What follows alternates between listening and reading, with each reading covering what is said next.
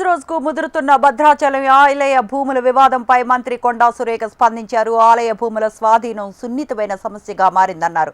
AP ప్రభుత్వంతో మాట్లాడి సమస్యను శాంతియుతంగా పరిష్కరించుకుంటామన్నారు. ఏపీ ప్రభుత్వంతో చర్చించాక భూములను స్వాధీనం చేసుకుంటామని మంత్రి కొండా సురేఖ తెలిపారు. ప్రస్తుతం భద్రాచలం ఈవో ఆరోగ్యం నిలకడగానే ఉందన్నారు. స్టేట్ ప్రాపర్టీ మేము సీఎం గారు నోటీస్కి తీసుకెళ్ళాము. మేము కూడా మా నుండి గవర్నమెంట్ నుంచి కూడా ఒక లెటర్ పెడతాము, ఒక మీటింగ్ అరేంజ్ చేయమని కోరుతాము. కోరి ఆ మీటింగ్లో ఉన్న సమస్యలు ఏంటో వాళ్ళ నోటీస్కి తీసుకెళ్ళి అంటే మ్యూచువల్ అండర్స్టాండింగ్లో పరిష్కరించుకోవాల్సిన అది సెన్సిటివ్ ఇష్యూ, దాన్ని త్వరలోనే పరిష్కరిస్తాం. అన్ని చోట్ల నుంచి మేము రిపోర్ట్స్ తెప్పించుకుంటున్నామండి. ఏ ఒక్క భూమి కూడా మేము వదిలిపెట్టాము. ప్రతి భూమిని కూడా మేము వాడకలోకి తీసుకొస్తాము, వదిలిపెట్టాము.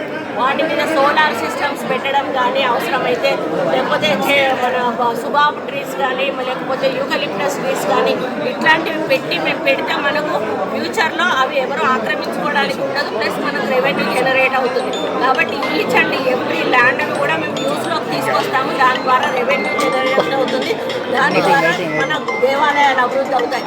కాబట్టి ఇప్పటి వరకు ఏది పోయినా కూడా వాటిని కూడా వెనక్కి తీసుకునే ప్రయత్నం చేస్తూ ఉన్నాము.